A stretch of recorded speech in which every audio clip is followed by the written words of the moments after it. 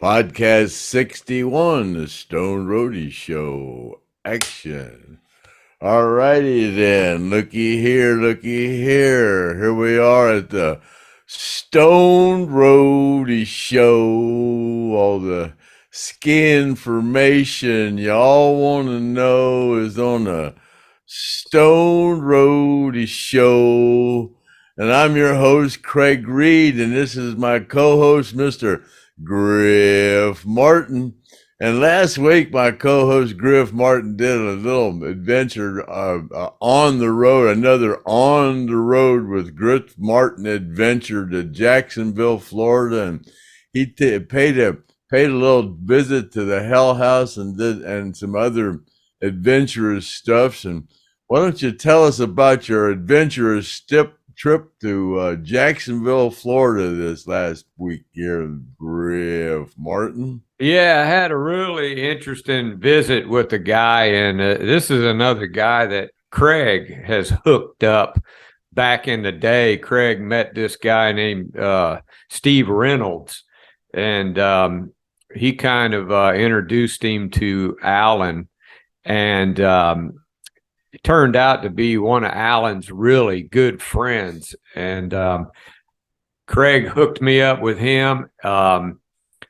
I guess I can just go over a little bit about what we did. What we did was, first thing I did was I went to his house, and he's got like a little guitar room, a little band room in there, and we went through a bunch of pictures and stuff that he had, and then he broke out some Allen Collins, Lynyrd Skynyrd artifacts that we took a look at, and he got one of Alan's old guitars that he had gotten from Alan, and I got to hold that guitar and play it a little bit, and then we went on a cool trip out to the Hell House by boat.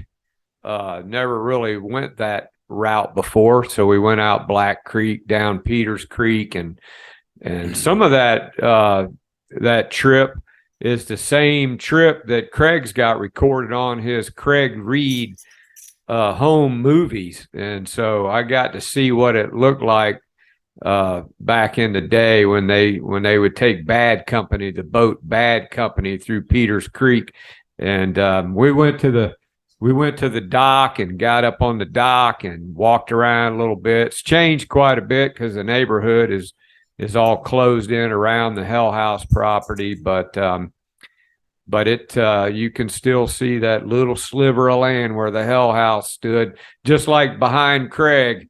It doesn't look like that anymore, Craig. But yeah, then we went to the railroad bridge over there where they shot the album cover, and of course it's not the same railroad trestle.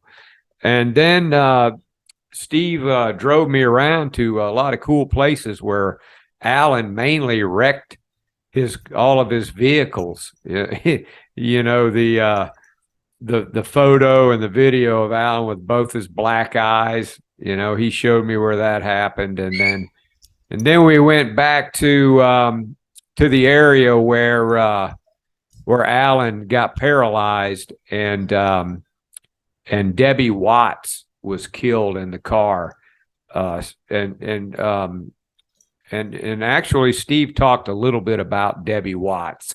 So you might not want to listen to this Stoned Roadie podcast, the video that's going to be following me and Craig here. You're probably going to want to watch it because you're not going to be able to see if you just listen to it on your radio in your car or something. So I suggest you watch it. But yeah, we had a great time, Craig, and then Steve said he would come on the Stone Roadie show and do a follow-up or talk about some other cool stories if we ever want him to come on. So yeah, it was a great trip, and we're going to show you the video and let you guys see it. So you got anything else, Craig? No, let's just roll with it there, Griff. Yeah, so we're going to go ahead and roll the video. So this is going to be On the Road with Griff Martin in Jacksonville with Steve Reynolds. So right here at the intersection of Eagle Harbor Parkway and Bald Eagle Road is where Leon Wilkeson's house is. You can see it right here, Bald Eagle Road. Not sure what it looked like back in the day when Leon lived here, and I'm really not too sure where Leon was living when he passed away. I'd have to ask Craig, and I plan to do that whenever I get off. This is kind of like a stop off that I made at a last minute thing. I was talking to somebody who knew the address where Leon used to live, and he told me where it was, so I figured on my way out to Steve Reynolds' house, I'd stop here and show you guys where Leon Wilkeson used to live. So we're coming up here, and I hope people that live here aren't going to think I'm stalking them or something, but from what I understand, this used to be a church.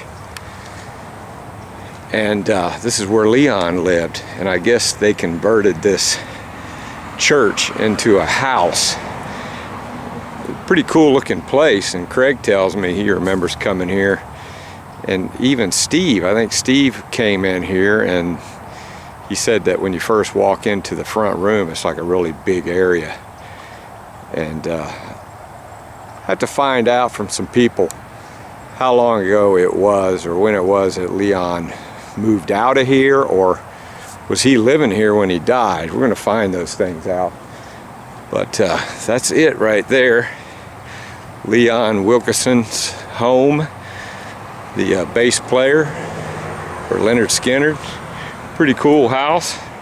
Not really huge by any means, but kind of neat looking. Nice neighborhood. And just back that way, it crosses over Bald Eagles, crosses over 17. So I can just imagine Leon having some parties out here and hanging out. And if the walls could talk, right, there would be some stories to tell. So sure would like to see if somebody would come out, and I'd ask them if they knew that Leon Wilkeson used to live here. That would be kind of cool. Well, I better stop recording this before I get locked up. So next stop, I'm gonna go to Steve Reynolds' house, and we'll see you then. Okay, Griff Martin with the Stoned Roadie podcast on assignment, on the road with Griff Martin, and I'm on my way to Steve Reynolds' house. Steve Reynolds, he was a good friend of Alan Collins.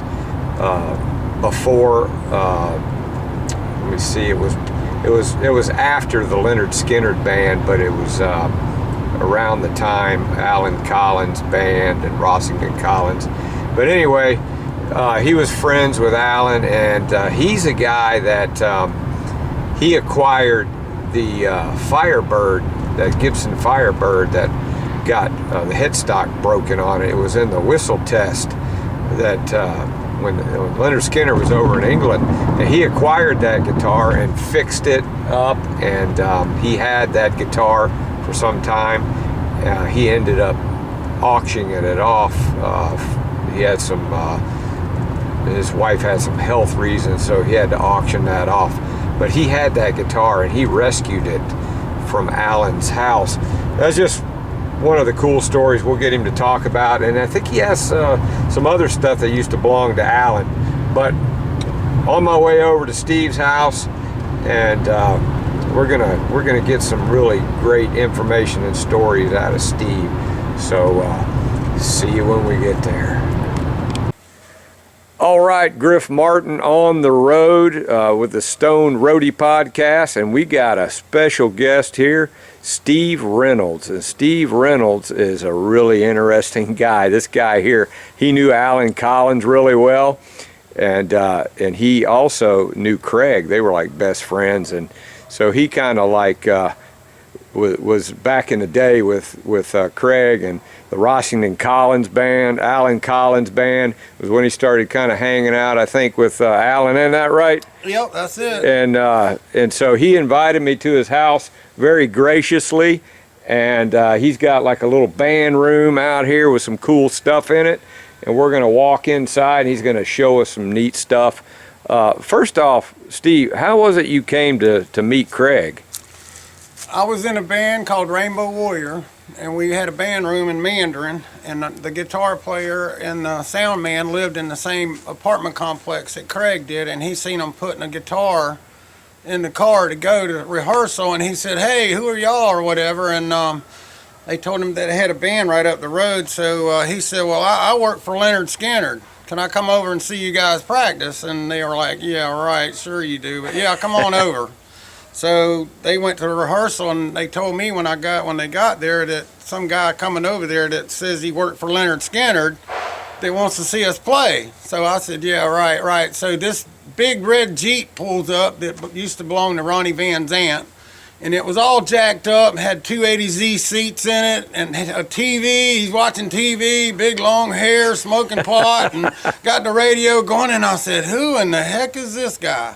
So after that, we become really good friends, and he started coming to our rehearsal and just started bringing all this equipment that Skinner didn't use anymore, speakers and amps and mixing boards and, PA speakers. Just anything we wanted to Right. have. He just, because they had warehouses full of it. So So that's how I met Craig.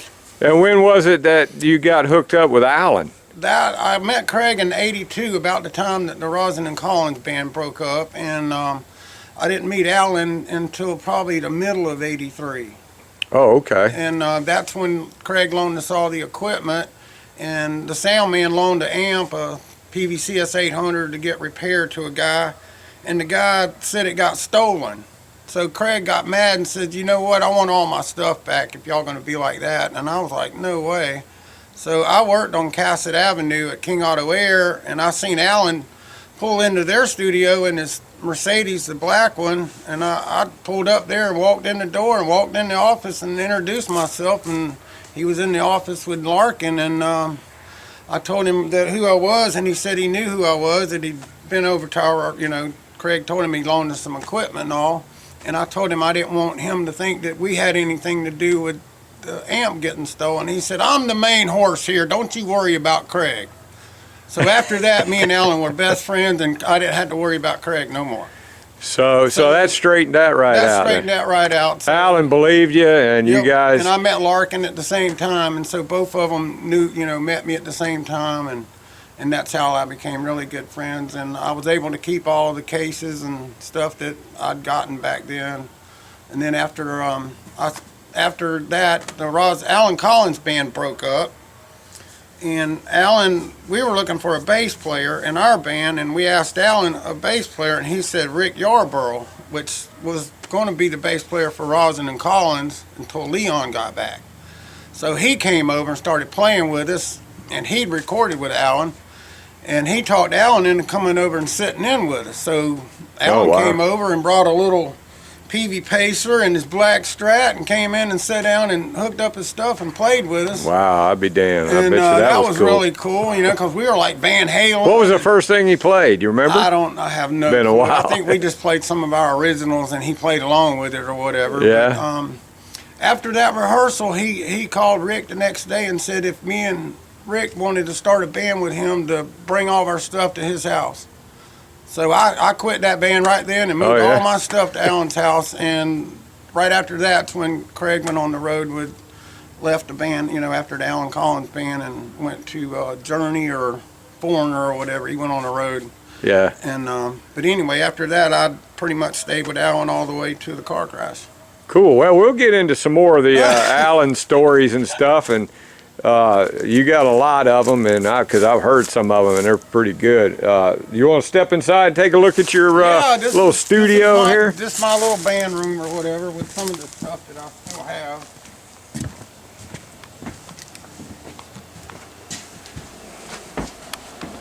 Yeah, we're kind of like back in the woods back here, and it's kind of quiet and really neat.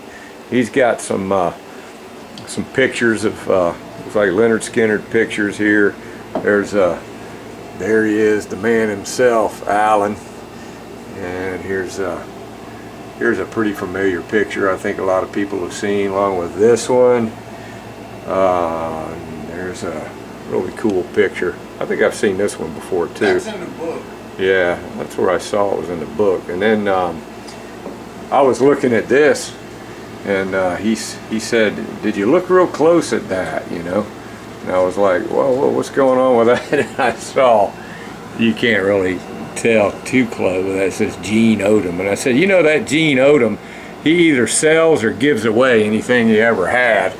And I said, "How'd you get that?" And he, how was he got that? He put it in. Judy had a big auction, and a buddy of mine bought all these records and gave them to me. Yeah, so that's how That's that how I happened. got that particular record. But A lot of these you see, like the same thing Craig has on his wall of his house, and they're just really cool, you know, gold and platinum. Alan tried to give me a gold record one time that they broke it, but somebody, he had a party at his house, and they were all doing drugs or whatever, and somebody said, "I wonder, is that the real record that y'all recorded in there?" And he's like, "I don't know." So they broke it and put it on a record player to see if it would play. Really? And he said, "No, it ain't the right record."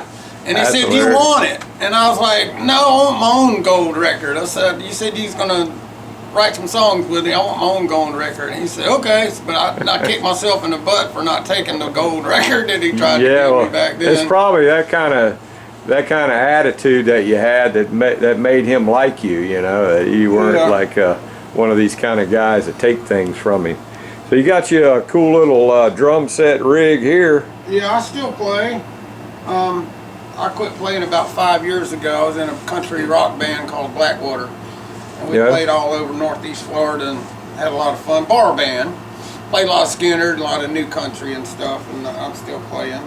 And then you got a case that used to belong to Skynyrd here. Yeah, that's the only one left. I had a whole bunch of them, and that's the only one left. And that was a keyboard case for one of Billy Powell's keyboards. Wow, see, that's pretty cool. Not too many people get to see, you know, some artifacts that came from Lynyrd Skynyrd. Right, you know? This is Alan's guitar right here, one of them. Oh, wow. This is one he used in Rosin and Collins and Alan Collins. And he got it from a guild endorsement, and it's the only one that ever got used from that. And he broke the headstock on it. And I was joking with him at his house. He had it in a guitar stand. I said, "Well, you got a broke guitar in there." And he said, "You want it? Take it." And I was just joking with him, and he went and got the case. But he made me take the Gibson. He put Gibson parts in it. He put Gibson pickups, Gibson pods, and an old Gibson whammy bar like he used on his Les Pauls. But this was one of his favorite guitars because it's not a bolt-on neck. It's one piece of wood. Oh, wow. There's no bolt. There's nothing here, but you can see that the crack's still there. Mike Estes got it fixed for me, and I told him to leave it the way it was. But it plays really good. I let Buddy Crump play it. He played it in a show out at the beach about 6 months ago. There's a video out there of Buddy Crump playing that Firebird. That video was taken right there. Yeah, right over here? Right over there. That amp was sitting over there. Yeah, we're going to get into the story about that Firebird on the way out here. I was kind of like talking about how you got that Firebird, but I didn't go into detail about it because I probably would have butchered the story. You know, I got to almost hear the story 2 or 3 times before I get it right, you know. Right. Yeah, we can sit down and talk about it. Yeah, but this is you said when he put it together, did Alan do all of that stuff himself? Mike Sparks did it for him. Sparks? Mike Sparks built two of his Les Pauls and this one, and he took care of all of Alan's guitars. So is this recorded on anything? He used it on the Alan Collins band. He used it it wasn't recorded with Rosin and Collins, but he used it on stage with Rosin and Collins. He didn't get it until '81, and he used it on Misery Loves Company. That's what Mike Sparks told me. Okay, that's the original case, huh? Yeah, he gave me the case and all. Wow. And really I've had it since I was 21 years old, and I'm 61 now, and I would never get rid of it. Yeah, that's pretty cool. Okay, well, it's really cool to be in here and visiting with you here inside your little gig room, and that's a really cool picture of Ronnie right there. This is a microphone. I found a microphone in 2 of them in flight cases, and I never knew what they were. Alan told me they belonged to Ronnie, and Craig put tape around there so he wouldn't hold his hand no higher and make it feedback. Oh, that's So, kind of cool. Yeah, so all the not all of them, but most of them, Craig put tape on like that, and about, I don't know how many years ago, I asked Craig about that microphone, and he said that was Ronnie's microphone, and he only had 2 of these that had the tape like that on it, and I had one, and Craig had the other one, and he lost it. But it's a Briar, and I have pictures of that microphone too. But anyway, yeah, that's a cool little backstory there. I mean, that's a great picture. I've never seen that picture before right there. That's. I got tons of pictures I'm going to show you that's just going to blow your mind.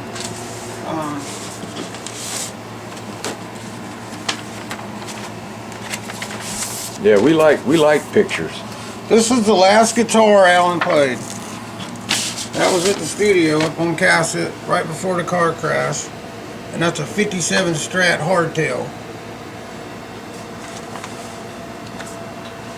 And these amps, these were Alan's That's Alan's amp.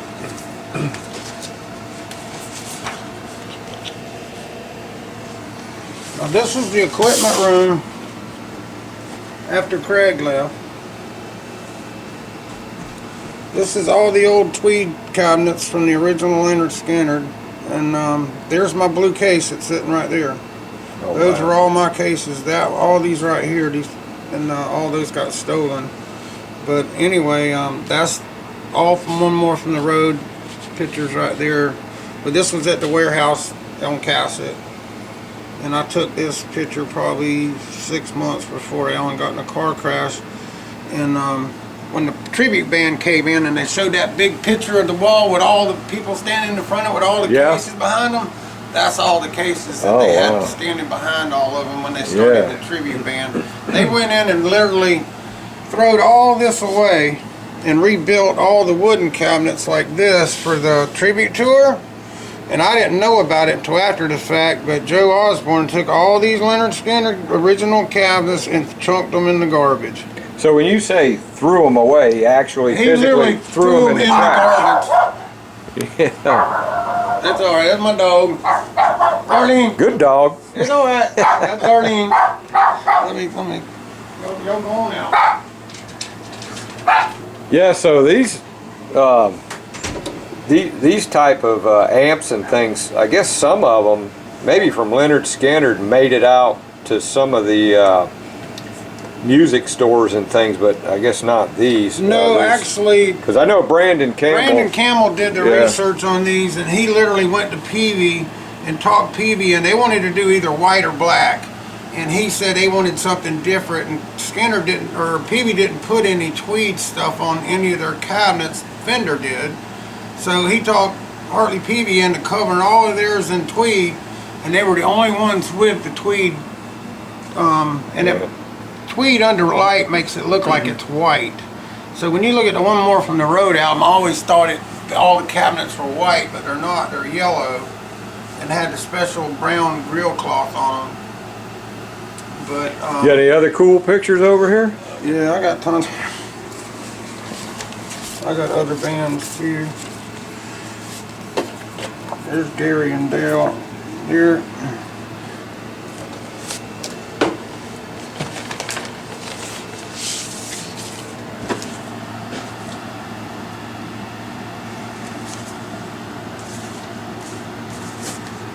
Yeah, that's a pretty cool picture. I haven't blowed up one, but that's me and Alan and Rick Yarbrough when we first started playing together. That's at Alan's house. You can see the gold records behind them.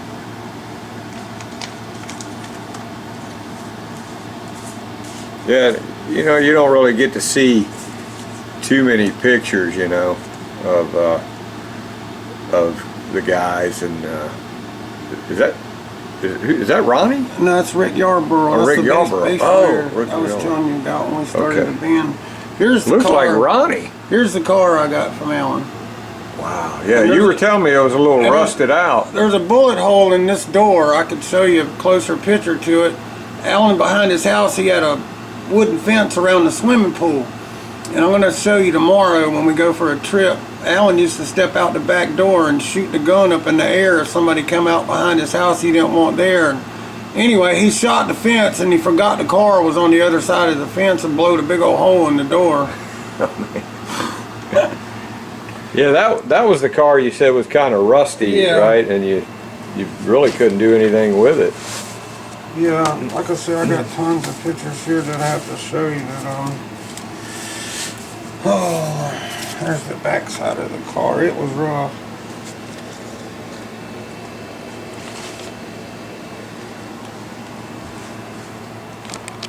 That plaque, that right there, when you came in the door, I don't know if you noticed that at the door when you came in, there's a Alan Collins thing right there. Oh, yeah?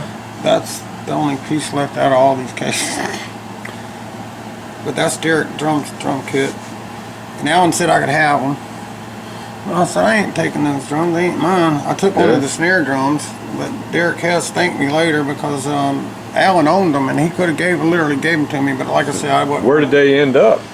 Derek got them. Derek got them? Yeah. Where's that, you said when we came in, where was it at? Oh, outside the door here.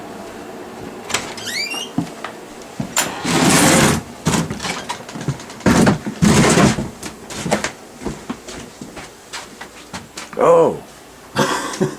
That's the only thing left out of all those big white drum cases. Craig gave them all to me. He called me and said they were in a warehouse. You want them, come get them. I don't know why I went and got them because they were so big. They were made for a semi. They were real tall and bulky. And Yeah, that's a piece of treasure right there. What happened after the Rosin and Collins band, Alan painted white over this and put his name. The Rosin and Collins is underneath this white paint right here. Oh, I'll be damned. And all their cases were white like that, the guitar cases and the drum cases and all that stuff. Wow, that's pretty cool. Well, yeah, I walked right past that. All right, we're live, and Steve's gonna let me play Alan's Guild. What it's like? Griff's gonna show us what he's got, y'all. I mean, We're gonna put him on the spot.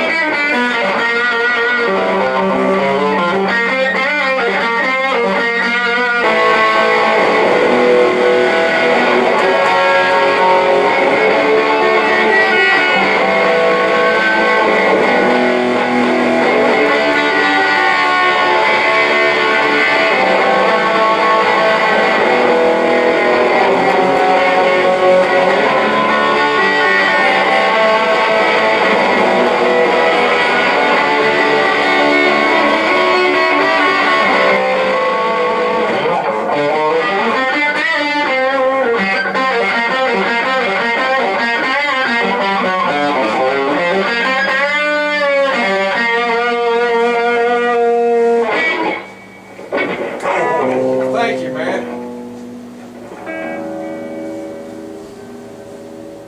All right. We played at the Metropolitan Park. There's little Ronnie right there. Little Ronnie, the late Little Ronnie. I got a video. I'm gonna post some videos. He was a freak of nature. Here's that firebird right here. Tell me the story about that firebird, Steve. How you acquired that thing. Where's the car at?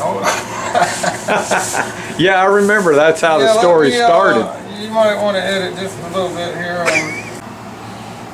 That was at Alan's house, and Alan took that picture, Oh, wow. and that was in '85. And you can see Billy's white monitor speaker right there. And those are your drums? Those are my drums. Your drums set up at Alan's house. Cool. This is after Alan told me to bring my stuff to his house. I couldn't get there quick enough, and I still got that flag too. Those drums, what happened to them? They got stolen. I lost so much stuff. You would not I guess that happens a lot, you know. Yeah. There's my guess he's playing the guitar that Steve Gaines played. I know. All right, Estes, if you're watching, there you are, man. There's a young Estes right there. While we're talking about Mike Estes real quick, hang on one second. I took this off a telephone pole in Hamilton, Ohio. Hell and high water. Yeah, and the story behind that is Estes called up to the little studio over there, and he wanted to talk to I guess Alan, right? He called over there. He found Roscoe Productions in the phone book. He called it, and Craig answered the phone. And Craig was going to hang up because he didn't know who he was until he told me he was a guitar player and he lived in Ohio. So they, that kept him on the phone, and he told him he wanted him to ask Alan what would be a good name for his band. So Craig says, hang on. He had three-way calling, so he told Mike not to say nothing. So he called Alan, and Alan answered the phone, and Craig told Alan that the kid in Ohio was looking for a name for his band. What would be a good name? And he said, Helen and Highwater.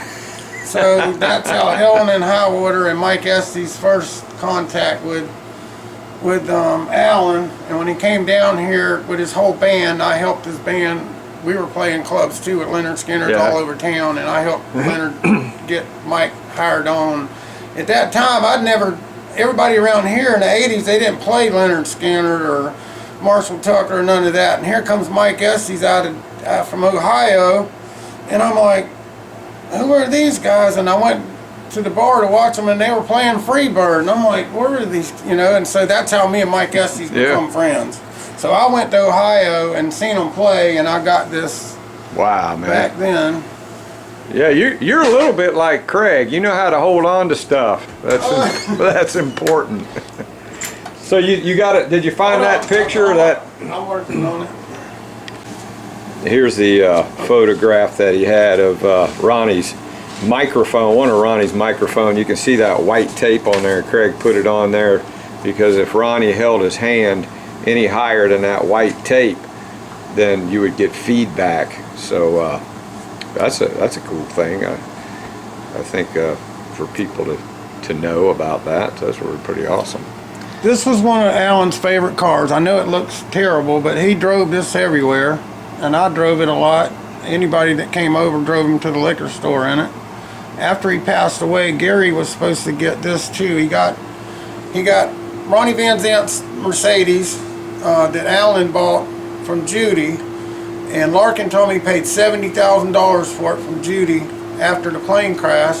And after Alan passed away, Larkin said Gary could have it for $70,000, and he come and got it, and he bought the coupe for Craig, $2,500. And he called me, or anyway, Gary was supposed to get this for Dale, but Larkin said he couldn't get the title. He couldn't find the title.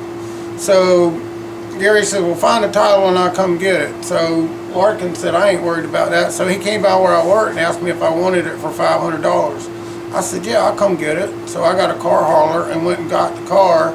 And I was at Alan's house getting the car. There was rafters in the garage that had guitar cases in it. And he said, Steve, pull those cases down. And I pulled them all down and opened them all up, and they were all empty except for one.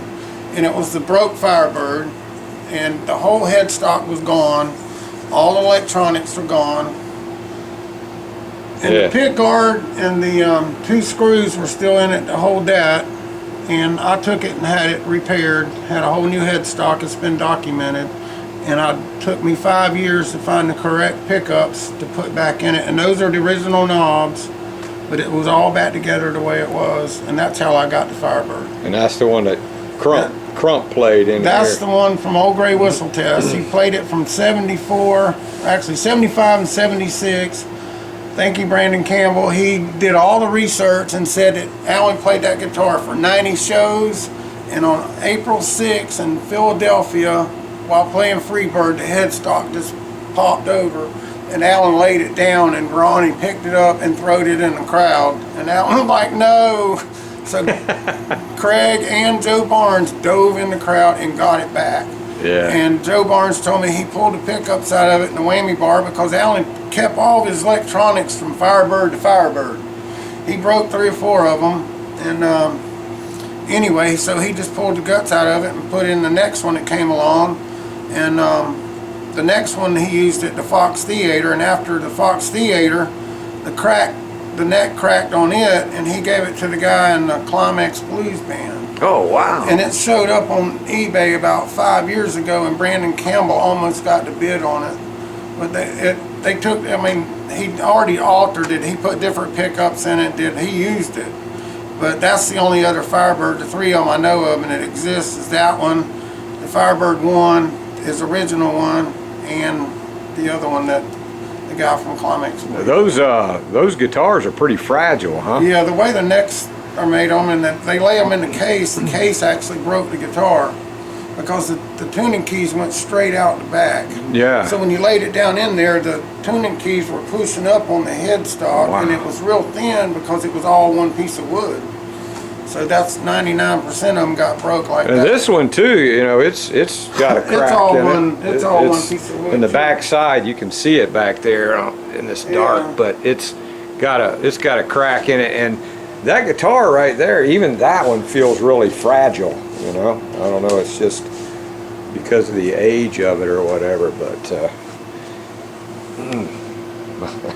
it's hard to believe. Swimming pool's right there. Okay, I got a flashlight. this is Ronnie's house right here. On Brickyard And this Road. on Brickyard Road, it's kind of hard to see, but this was after the plane crash and before they tore it, burned down, didn't it? Yeah, Robert Nix moved in it, and there's for Atlanta Rhythm section. Yeah, I remember Joe Crimp telling me about And that. this is a swimming pool, and it was shaped like a guitar. And right there on the headstock, he put 38 special bullets all around where you come in, and people dug them out. Oh wow! And this is where he kept his lawnmower. That's his little carport right there.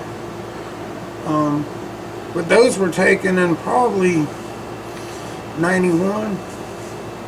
Yeah, not too many people have seen a picture of Ronnie Van Zant's I have a pool. picture of the front.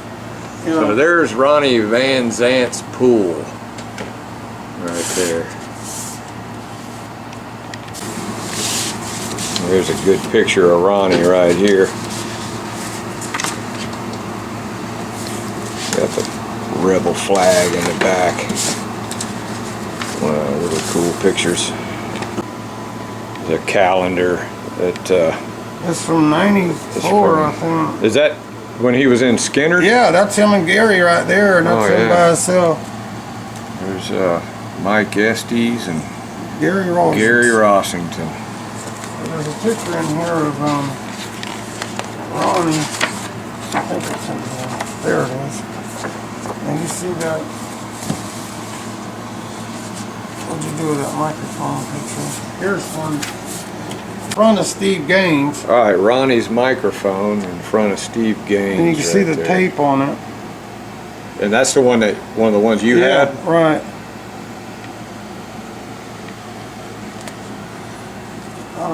And there's the close-up of the microphone with the tape EV. on it.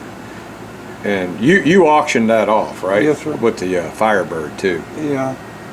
I sold 2 microphones, 2 of Billy Powell's white monitors that he used on stage. Uh-huh. Those white ones, and Alan's Firebird. And the only reason I did sell it is because my wife got cancer. Yeah, well, you know, I think that's probably a gift from Alan to you that he didn't even know at the time, but if he knew now, he would certainly, Yeah, he would certainly bless you for that. told me he'd take care of me. But And he did. Got a black and white Rossington Collins. Gary, if you're looking, man, this is you and Alan. now this came off of Alan's guitar amp Oh wow. after the Alan Collins band broke up.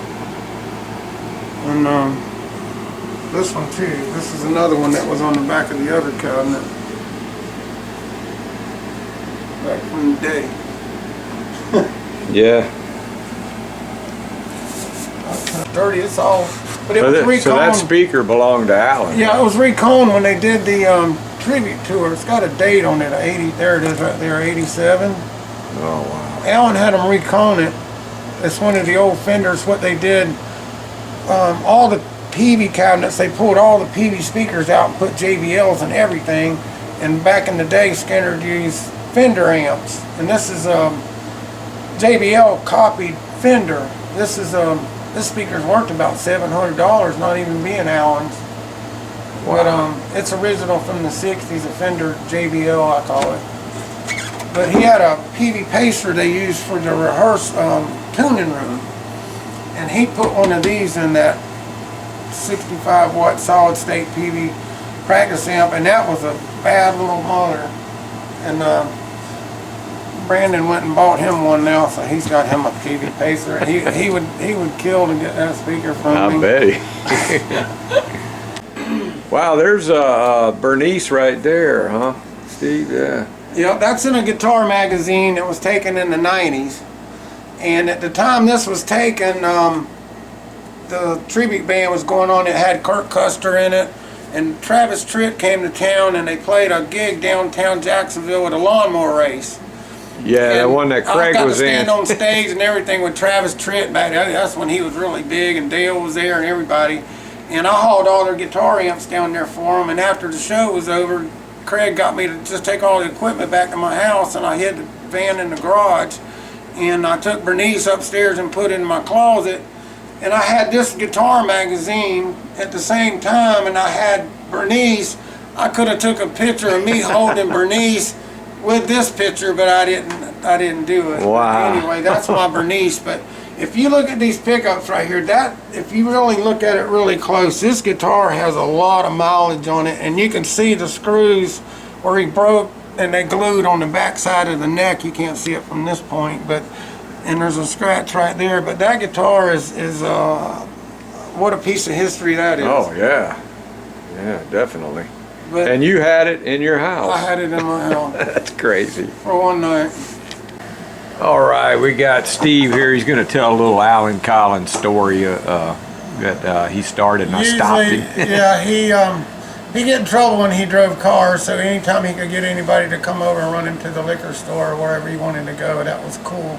But I'd take him to the liquor store and we'd pull through the drive-through, and he could get a canned Coke and a half pint of Jack Daniels.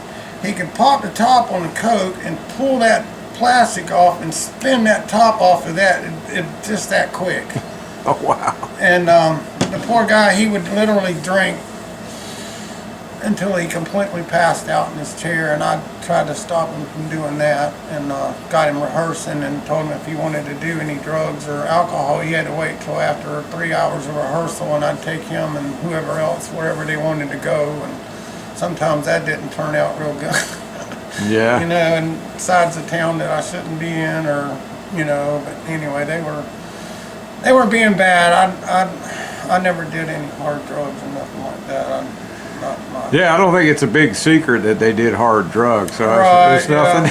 It's There was nothing that we didn't know. Never yeah. no shortage of the powder or the alcohol. And one night I took him, went to the liquor store, and we went up in the Mandarin, and there was a bar at Jewington Creek, or Goodby's Creek. There's a Hooters over here, and across the street there was a bar that sat down in there called the Sandpiper. So he said, we're going to go there and meet up with the guy that got the powder, the cocaine or whatever. So we go in there and we walk in this old bar, and there's this big old guy sitting at the bar, and as soon as we walked in, Alan said, Robert. I'm like, who the hell is Robert? You know, some big old guy sitting at the bar. It was Robert Nix, Oh, the wow. drummer from Atlanta Rhythm Yeah. Section, which I had no clue who he was. I mean, I knew who The Atlanta guy who Rhythm bought Section. Ronnie's house. Right, he also played Tuesday's Gone on Pronounced album on the drums. Oh, wow, He was the yeah. drummer for Yeah, you know, Joe Crimp told me that. yeah, you know. Tuesday's Gone, it has got a lag to it. And for some reason, Alan told me Bob Burns couldn't quite get that lag right, and so they offered, let's see if Robert Nix could play it. So anyway, we seated at Robert Nix, and Alan's hugging him, oh, you know, and then I probably shouldn't tell all these drug stories.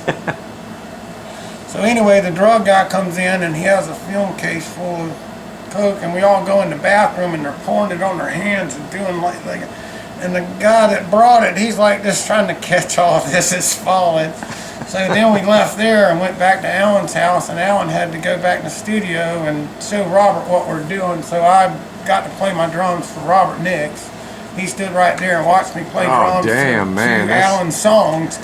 So Robert Nix, he's a writer. He's a writer or whatever. He wrote Spooky and all those really good songs from Atlanta Rhythm Section. He wrote the lyrics to them. So he followed Alan around that whole night with a pen, trying to get Alan to play some tunes so he could try to write lyrics to it. So that was my that's how I met Robert Nix. Oh wow, man! So that was in '85. Yeah, and so anybody else that you met? Yeah, I was at work, and he called me up. He said, "Get your butt over here now! I got a guitar player." And I'm like, "Okay." So I got off work and I hauled butt over here. I didn't know who it was. And I walked in the studio, and Mike Owens was standing there. He's got an afro, playing the guitar, and they've already been playing and drinking for a few hours. So Mike Owens joined the band that day. Oh, wow. And we started writing songs from that point on. And we worked together for probably... So he just said he had a guitar player. He said, I got a guitar player. Get your ass... That's how he talked to me. He'd tell me, I'm going to kick your butt if you don't get over here now. Or you better speed up. If I'm driving the car, he'd stick his foot over there and look at me and go, I'll pay the ticket, we're going 100 miles an hour down the road, I didn't think about dying, or whatever, but anyway, we got in a few car crashes that way, but it was a lot of fun. A lot of people Well, it's fun now. Back then, I didn't know no better, I guess is the right word. I was 21 years old. Yeah, you can laugh about it now, but at the time, it's like when I remember Joe Crimp was telling me when he was in the car with Alan, you thought you were going to die the entire time you were in there. Well, nobody wanted to be in a car if Alan was driving. Exactly. Okay? That's a whole nother story too. I could tell the story about how Alan bought the car that he got paralyzed in. Yeah, and we're going to go tomorrow and take a look at that spot. I'm going to really blow y'all's mind tomorrow. I'm going to show you where all the guys in Rosin and Collins parked outside of Alan's house in another lot. And I always joked about it. Alan, I can't remember if it was a 270 or a 308 or a 3 Winchester bolt action, big rifle. He kept it in his living room right there. And anybody that come up there that knew him real well could park in that lot next door and had a gate that could walk right into the studio. One night I'm sitting in the living room with him, and he heard somebody out there, and he stuck his head out the back door, and it was some people he didn't want to talk to, and he didn't want them there. Alan says, I'll take care of this. He got that rifle out? He got that rifle out and walked out the back door and shot that bitch up in the air. Yeah, Craig told me about that. I've never seen people fly away so hard in my life. But anyway. So you were there. Craig was there at that thing, right? That was on, he did it quite often. It wasn't just a one-time deal. But I do have a gun I want to show you that belonged to Alan. That, cool. I got it, my brother bought it in North Carolina in 1982. And I showed it to Alan, and he had to have it. I mean, there was no if, and he had to have this gun, and he had quite a few guns. So my brother sold it to him. And after Alan passed away, about the same time that I got the car, Larkin asked me if I wanted the gun back. And I got the gun back, and I still have it. And it was a MAC-10 machine gun. Oh, shit. And that trust me, Alan, Did he shoot that in the creek behind his house? He shot it, but I don't know of any stories of him shooting it at anybody. No, there is a horror story one night that he got really messed up on drinking and everything, and he started, I don't know what the right word is, but anyway, his bedroom is at the end of the hall upstairs, and Amy and Allison's bedrooms were on the same side, on this side, and you had to go straight through there, and the guest bedroom was on the left, and then the stairs go down. He thought somebody was coming up the stairs, and he shot that rifle in the house straight across those girls' bedrooms in the hall right there. Oh, wow. Man. And that wasn't good. No, anyway, I mean, he would never hurt his children by any means, but when you drink a lot of alcohol, it's bad. He tried to get off his stuff. he had to go wash police cars one weekend for driving and drinking, and I dropped him off at the police station, and the next day he called me, said he was in the hospital. He walked into the police station and sat down on the bench and woke up in the hospital. He had a seizure. They had him on Antabute or whatever. Oh yeah, drinking, yeah, And he drank on Antabuse. Probably. Yeah. Knowing him, probably, yeah. But that wasn't good. And when he was washing police cars down there, that's where he met Debbie Watts, the one that got in the car crash with him. Oh, is that? Do you know much about her? Did you ever meet her? Yes. Yeah? I was. Because we were like doing a podcast and we were talking about her, and we kind of like would like to have some more information about her, whatever you know. He didn't really know her that well. I mean, he met her. She got in trouble too, and she had a little 280Z, and I had got a girlfriend not long before he met her. So he had a girlfriend and I had a girlfriend, which we normally before that we were both single, so we was out looking for women all the time, and Alan had quite a few girlfriends. So anyway, he met her there, and I went to his house, and he said, "Steve, this is Debbie," and that's how I met her. And that was about a month before the car crash, and a week or so after that, I met Alan at the studio, or took Alan to the studio to rehearse with that guitar and that right there, and we rehearsed the songs and let Debbie hear it. She brought one of her friends up there, and we played some songs for him and let her hear the songs. And we left the cassette studio, and he says, "Pull into the Ford dealership here. I want to look at one of those Thunderbirds. I think those things look really cool." And if I had any brains, he always wrecked cars. He always had Lincolns and Mercedes and stuff that if you hit a tree or another car, you might live through it. But those Ford Thunderbirds were not anywhere made for any kind of wreck, and it was just a 4-cylinder 5-speed with a turbocharged. Yeah. So we pull up in there, and Alan gets out with no shoes on, okay, and he walks in there, and he got no shoes on. He looks like he ain't got nothing or whatever, and he says, "I want to look at one of those Thunderbirds." And they got us a salesman up there, and it was the first car the man had ever sold. He was a young guy. I actually, he posted on the thing or whatever that he remembered that. So anyway, they went and got the keys for the car, and we went out and got in the Thunderbird. And it was another thing he liked. Black and red was his favorite color. So the car was black and red, so that had one thing going for it. So we get in the car, and the salesman says, "I got to drive it off the lot." So we all jumped in the car, took off down the road. He pulled over and said, "Here, you drive." And I was saying to myself, "Oh God, Alan's going to drive?" So Alan gets in the driver's seat, and he goes through the gears, all spinning the tires, and the salesman's sitting over there going, "Oh my God, oh my God." So then he slid the car, stopped, and he said, "Steve, I want you to drive it." So I said, "Okay, I'll drive it." So I drove it, and I did like he did or whatever. It was an extremely fast car from 0 to 100. But after that, it was, it's just a small motor, turbocharged. Yeah. So he went back over there the next day and took the Oldsmobile that he had, the Delta 88, and traded it in and bought the car, took it home. Oh, so he didn't take it home that night? No, he didn't take it home that night. He went back. Larkin had to go up there, I guess, because he took care of all of his paperwork. Yeah. So they went up there and got the car. But anyway, when we were looking at the car, the guy asked him, how you finance it? Alan says, "I want to pay cash." But then that's when Larkin brought the other car. Do you remember how much it cost at the time, or? No, I don't. Yeah. I would imagine over 10 grand. I would imagine. Yeah. It was an 85, and this was in January '86. Probably just pocket change for Alan at the time.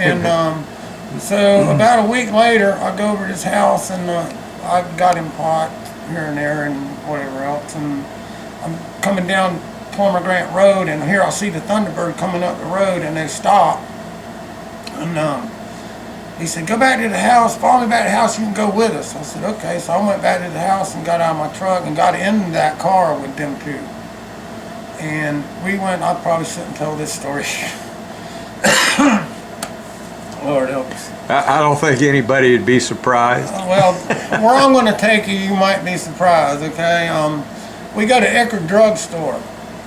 And Alan said she got out of the car and ran in the store, in the Eckerd Drugs. It was on San Jose up there.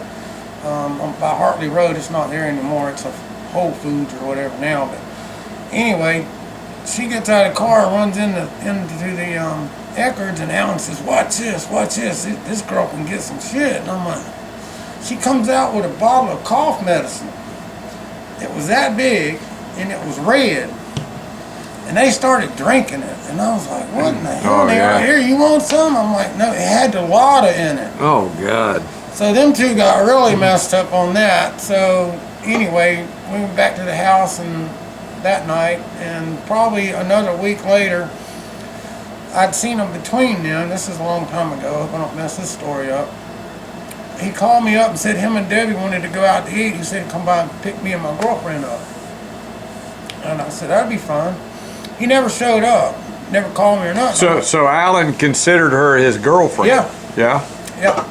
For about a month or so, I want to say 2 months tops, something like that. She was a real pretty lady. And he met her at the rehab place. He met her at the damn Washington police car. Somebody told me that she had like the first fake boobs. I have no clue about that. I'm not going to tell you who told me that. But that don't sound right. She was, like I said, she was a real pretty, she was a short little blonde lady. And another thing too, Alan liked black-headed women. And he always had these sayings or whatever. He said it can't just be black, it's got to be black like a crow's wing. Oh, yeah? That's what Alan would say or whatever. And if you look at Kathy, she got super black hair. And nothing against Brandon Miller. He came over here a few months ago. Okay. He wanted to see the Firebird before I had gotten rid of it really bad, but I didn't know who he was. And Mike Owens was supposed to bring him over here, and I got cold feet and didn't let him come over. Right. But anyway, he came over here after the fact. But anyway, when I seen his Facebook page, and no disrespect to his wife, but she's got that super black hair. And I thought to myself, if Alan ever met that woman right there around Brandon, that would be trouble, because every woman that I brought to Alan's house, he always, if the one had black hair, look out, Alan mine. Oh, wow. And I had the blonde-headed, and he liked the dark. So if you wanted to keep your girl, you need to get a blonde-haired girl instead of Craig, it don't matter, okay? Craig Reed is 8 to 80, blind, crippled, stupid, crazy, can't walk. I told him. Okay, I learned a lot of these sayings from Craig. Craig pretty much raised me.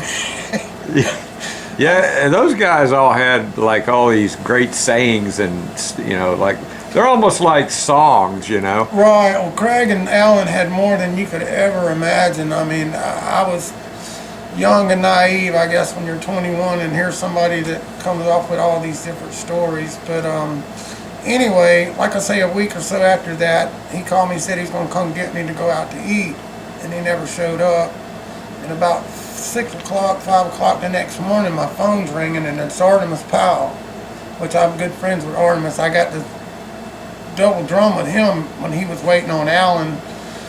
Before this tribute tour, I got to set my drums up with his and work out with him, that's and cool. that was a lot of fun, and I learned a lot from Artimus. But he called me, wanted to know what the hell happened with Alan's car wreck. And I'm like, what are you talking about? I didn't know nothing about it. So I called Larkin, and he said, yeah, Alan crashed the Thunderbird. Must have been on the news or something, huh? Thunderbird last night. Well, he got it through the grapevine. Yeah. But on Plummer Grant Road, and like I told you before, Alan had a bad habit of, which he couldn't touch the gas in that car because it had a console, but he had a bad habit of grabbing the steering wheel. And I was ready for it, he always tried to do that, especially. What was he doing? He grabbed it, just try to. Being drunk or whatever, just being stupid or dumb or whatever. Try to swerve or something with it? I don't know, but I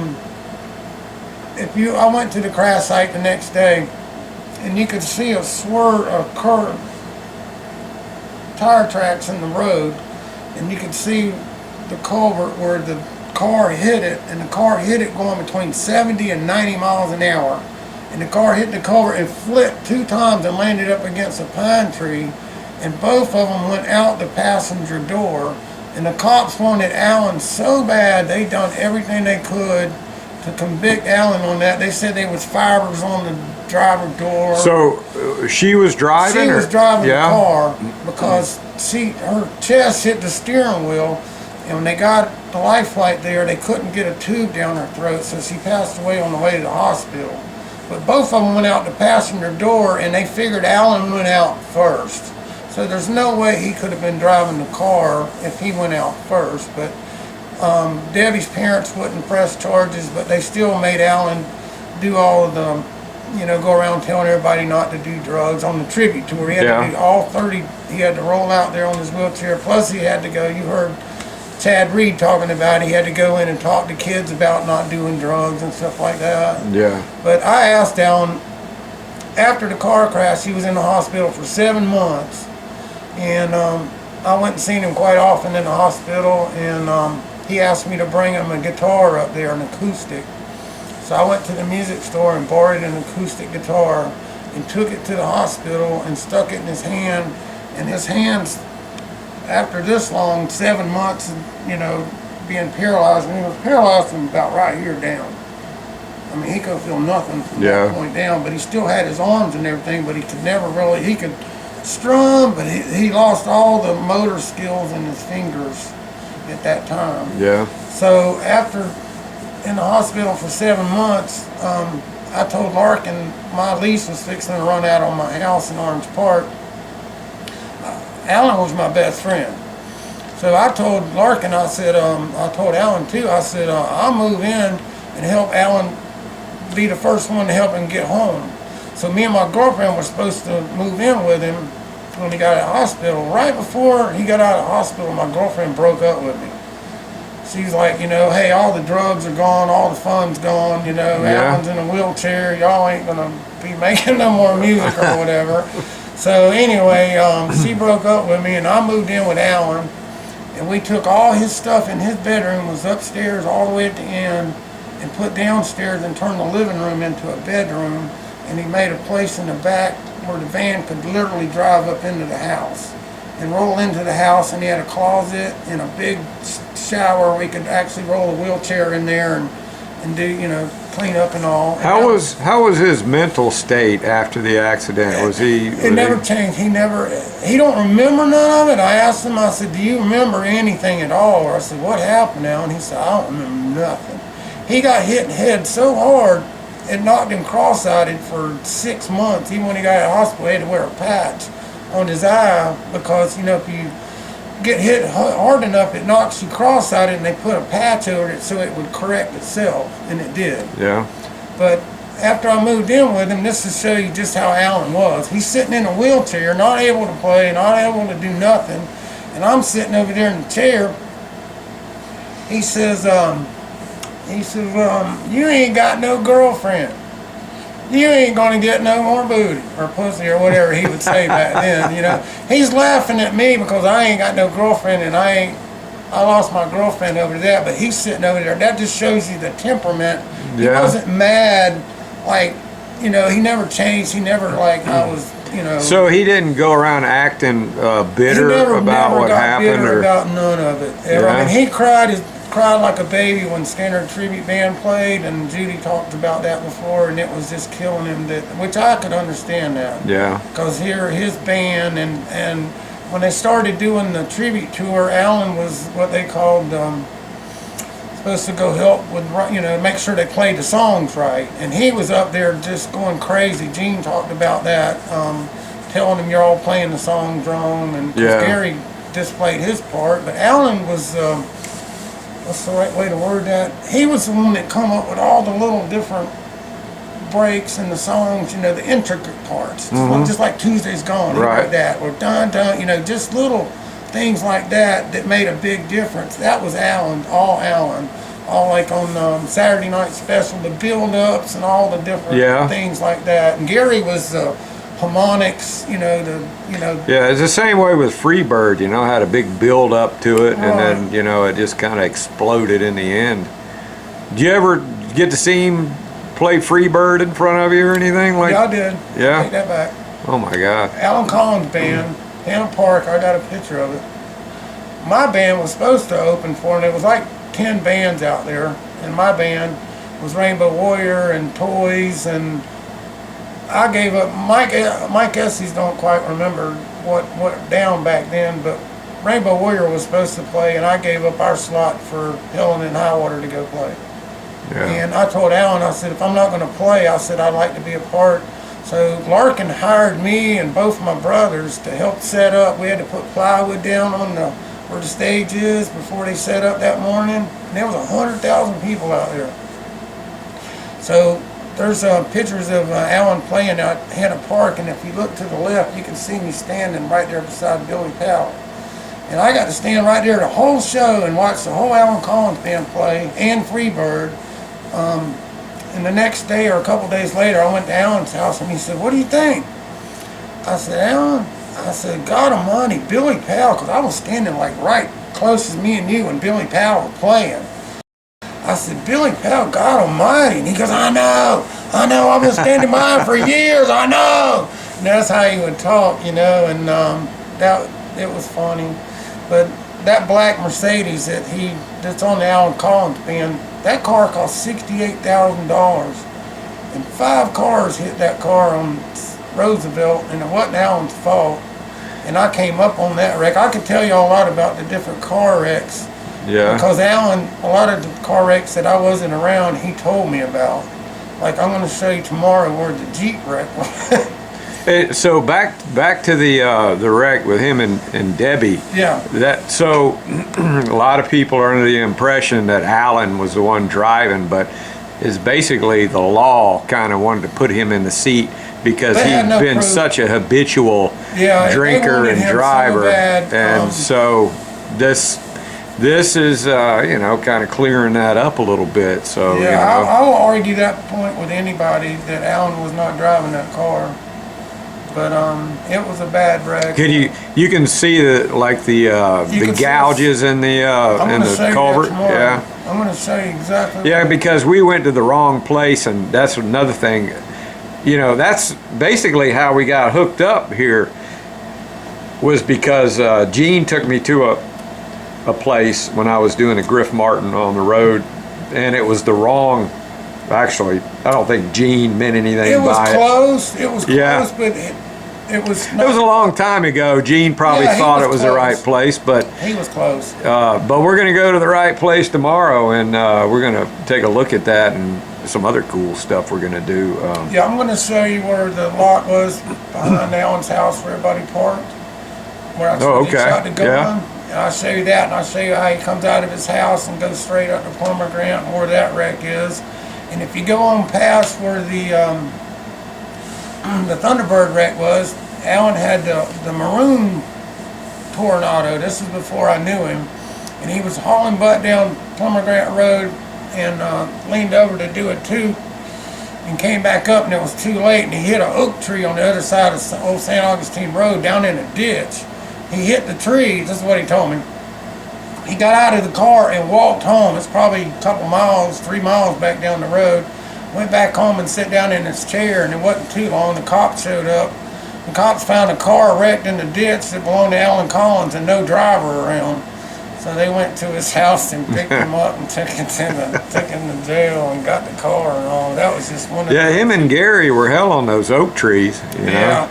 And he blew the clutch in that coupe. I got to ride around in the coupe quite a bit too. That was fun. It wasn't no fun when Alan driving it, but it was fun. But back then it was an old 60s conversion. We put a 283 with a 4-speed, and it was really a rickety. But Alan loved that car more than anything, and he got it from Leon.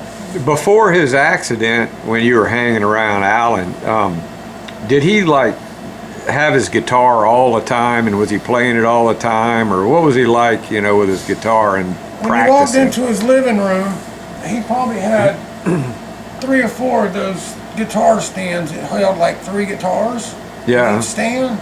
He probably had 10 guitars in each stand in his living room, and he had an amp in his living room too, and he always, he liked playing the guitar quite a bit.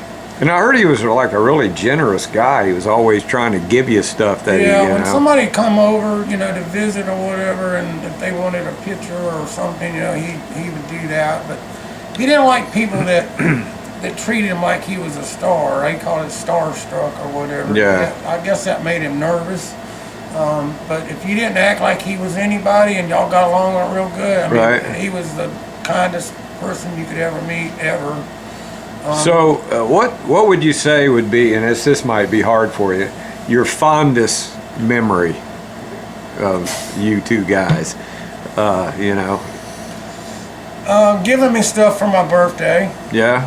Yeah, I was going on a trip to North Carolina. Actually, it was when my brother got that going, and me and my brother went up there, and it was my birthday weekend, and he said, come by my house before you go, and he gave us a big old bag of cocaine.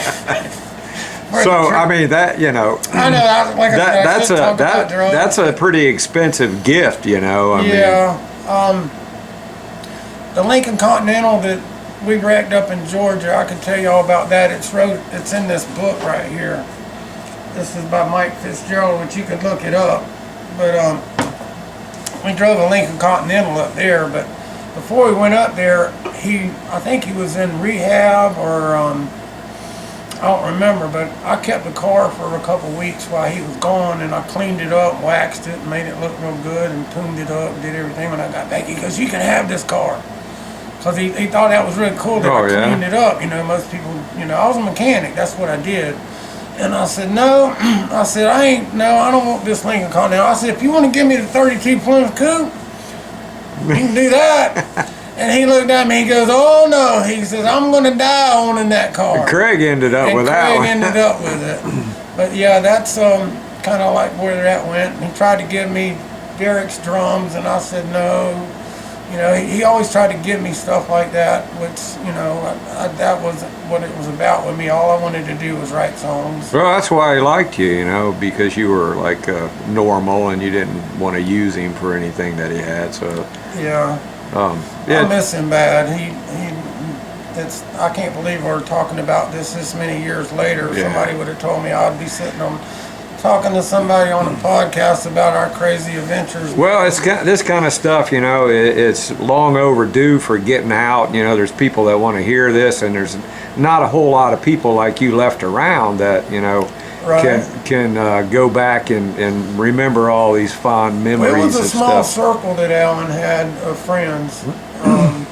But he had some really good friends. And when I was talking to Craig, you know, he'd mention your name, you know, but he never told me anything about, you know, your experiences with Alan. And Craig, you know, he's the kind of guy that nothing is really, you know, some great memory for him. You know, he just got so many of them. He's just callous to them all, and then, you know, whenever I talked to you on the phone and you were telling me all these things, and I was like, Craig, man, why didn't you tell me about this guy before? I tried to tell you, you know, but Craig trying to tell you something, you know, he's just nothing excites him, you know. After I met Alan, and they were still rehearsing for the Alan Collins band, like I say, I worked right down the road at King Auto Air, and Craig would go get Alan and take him to rehearsal.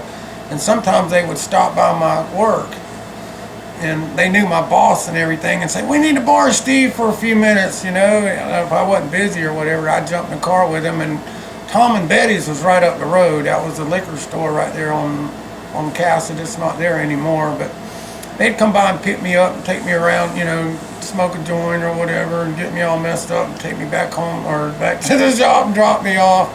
And that was pretty cool. And then with Craig, after the Alan Collins band broke up and everybody wanted to get paid, and Alan lost the record contract, and of course everybody, you know, they were on salary at that point, and so Craig had to do what he did, so he left and went on the road with Journey or whatever, and that time I started playing with Alan, so I pretty much picked up right where Craig dropped off. I ended up with the keys to the studio, the keys to his house, and Craig always said that. He always said, yeah, you know, that you were the other guy with the spare set of keys to the studio. No, that was the St. Augustine studio. The guy he left the car, I could tell you the story. Oh, okay. That was I can't think of I got the tip on my tongue, but he lived in St. Augustine. He was close to the studio, but that's when they were doing I don't consider the tribute tour. That was when they were in the 90s. And they were trying to write songs, and this is how they got Mike Estes in the band. They were having all these different people like Brett Michaels and from Poison, the guy from Cinderella, all these people would come and try to write lyrics, music for the guys, because Johnny and them couldn't write very well, and that's who you're talking about there. Oh, yeah, okay. And Yeah. Leon gave Craig a 1965 Malibu. Remember the one the guy called and said that, do you have the title of that car? Oh, that one, yeah. Okay. Yeah. Leon gave him that car. It was an old white Ford. Yeah, he left it out in some field, and the He guy, left it in St. Craig Augustine. still has the title for I it. think of the guy's name in a minute. But Leon at this time lived over off of Blandy Boulevard, and he was married to Rhonda. And I was real close to Leon, probably the closest to Leon than anybody else in the band other than Alan. And he gave Craig that car, and like I say, it was an old Malibu, a 65 four-door. And Craig was living with Beverly at the time. That was, I don't know what number wife that is, but she lived over off of Jones Road, and he took that car over there.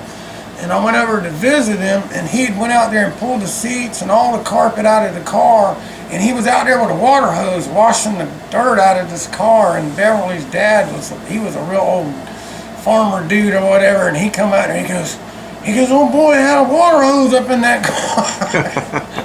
But he cleaned it all up, and I helped him get it running real good. And he drove it all over the place. And he called me, and they were having a photo shoot at Channel 4 downtown Jacksonville for the band or whatever. And I don't remember what the reason for me going there, but I went there. And when I got there, they got me to move Gary's truck over closer to him, and I came back. But to make a long story longer, after they did the photo shoot, Craig had that Malibu, and he had Leon and Billy in it, and they're going down Riverside Avenue, and I'm following them, and Billy's hanging out the back of this car going, we finally made it. They're driving by where the old studio is on Riverside, and he called that car the Boo because it was a Malibu. And that's the story with the Malibu. But after he let Ronnie Caruso, his buddy, borrow it, Yeah, he overheated it. He burned it up, and Craig just parked it in a field down there at that man's house. I'll think of his name in a minute. But that's the story with the Malibu, but Leon gave that to him. And After the accident when Alan got paralyzed, as far as like taking care of himself, you know, and taking a shower and stuff like that, how did he do all that? he had nurses that came in and took care of him. When I moved in with him, we had a nurse that come in every day and took care of Alan. They had a maid that come in and cooked all the meals, and I've been living by my girlfriend before that, but got all my clothes washed, all the stuff, everything. It was really not really cool, but you know, Alan being in a wheelchair. Right, but anyway, he never changed. He still, you know, but then when he started, longer it went by, the old habits started coming back, and he wanted to go to the store and get a liquor bottle like I did before. And I could see it coming on, you know, and he started doing the cocaine again and drinking. And Larkin told me, he said, don't go to the store and get him nothing. And Alan says, well, if you don't go to the store, then you can move out. that's kind of like Elvis Presley did to his help, you know. Right. Don't give me an ice cream sandwich when I tell you, but if you don't, you get fired. So anyway, Larkin told me not to, and Alan told me to. And that's when I knew right then that my days would pretty much run its course with that. I still stayed friends with him, but I moved out at that point.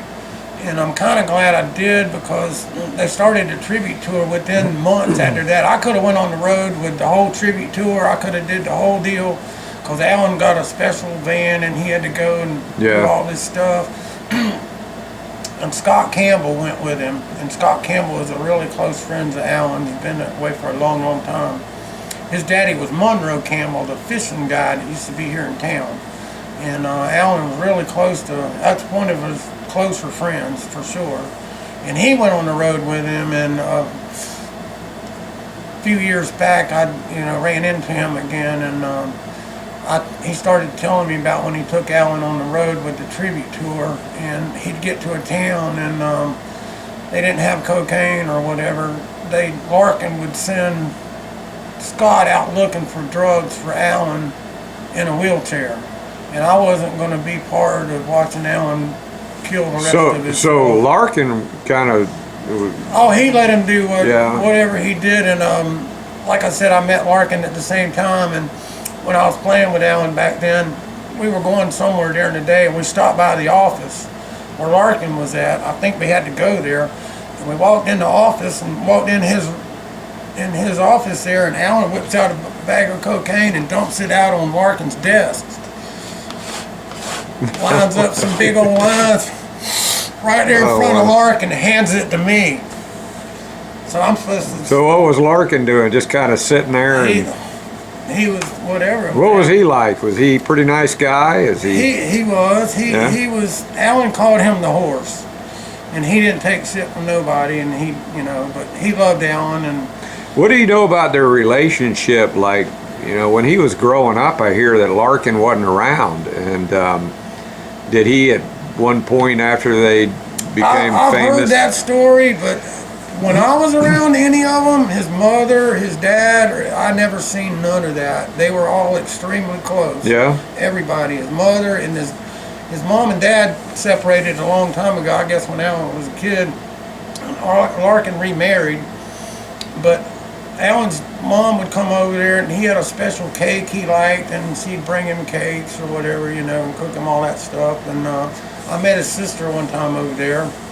This was before he got in the car crash. I met most of his family, and I was close to Amy and Allison, and they were just little kids back then. I mean, Allison would, and Alan loved those kids. My God, he just loved them more than anybody could ever imagine. And did Alan ever talk about the plane crash at all to you? Or? Yeah. Yeah. What did he say? What I wanted to tell you before that.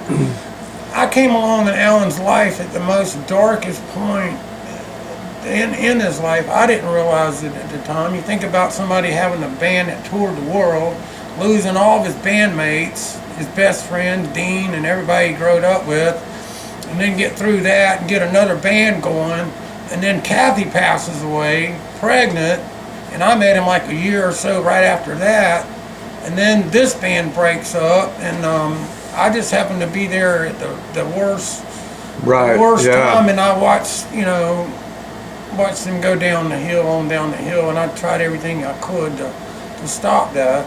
But well, it sounded like you were a good friend to him. Yeah, he like Craig says, the Ladas, and he would suit up, and the first time I ever seen him I ain't never stuck a needle in my arm my whole life. The doctor's the only body that ever stuck a needle in my arm, but I took him somewhere. I had a '69 Camaro Rally Sport, and I took him over to one of his friends to get that shit, and we came back down the road, and he said, pull up behind the studio, and back then it was a big, all woods behind it over there, and I pull right up behind the studio right there, and he gets his stuff out, and his needles and all that shit, and he brings something and hold my arm, and I'm like, oh God. So anyway, I sat there and held him on. I said, Alan, you shouldn't be doing this shit, man. Yeah. And about that time, Needle in the Spoon came on the radio. I swear. Really? I swear to God. And he looked at me with the biggest. Oh, he looked at me man. real funny. He said, "Don't never do this." That was Ronnie coming back at him. Right. So that was, like I say, there was all kinds of little things like that. And riding down the road, and if a Skynyrd song come on the radio, and one time we were cruising down the highway, and I always had a really good radio in my car, and Freebird came on the radio. We're riding down the road in my Camaro, and Alan's over there in the passenger seat.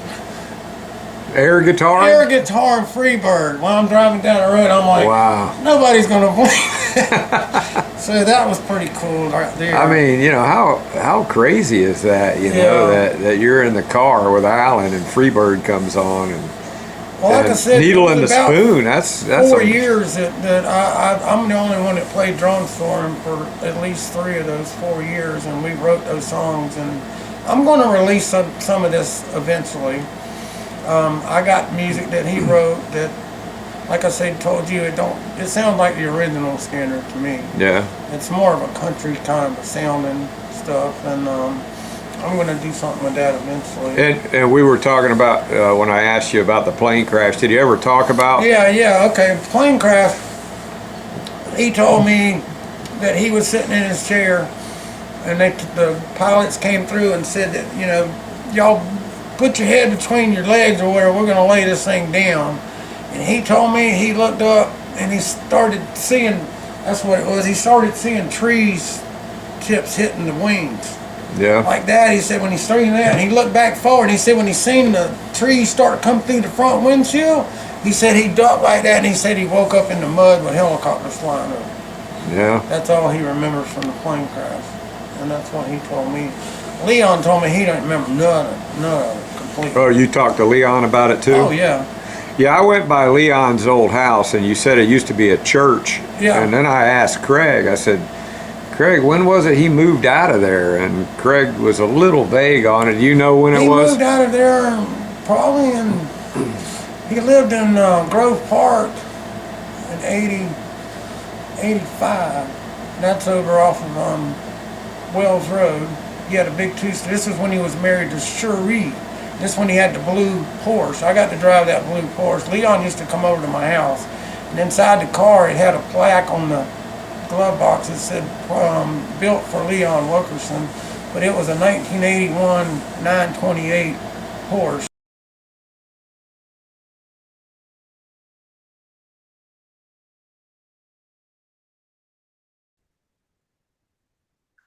Thank you guys for watching part 1 of the On the Road with Griff Martin to Jacksonville with Steve Reynolds. Did so much videoing there that had to put it in 2 parts. So that was part 1. Steve, what a great guy, you know, to take us around on those cool places, all those cool places that we went. Part 2, you're going to get to go to the Hell House and go to some places where actually Leon Wilkeson lived, and some places where Alan lived, and then a lot of places where Alan got in some car wrecks and actually eventually got paralyzed. So more good stuff to come. Make sure you watch part 2. Be next week on the road with Griff Martin. Hope you guys enjoyed it, and we'll see you next week.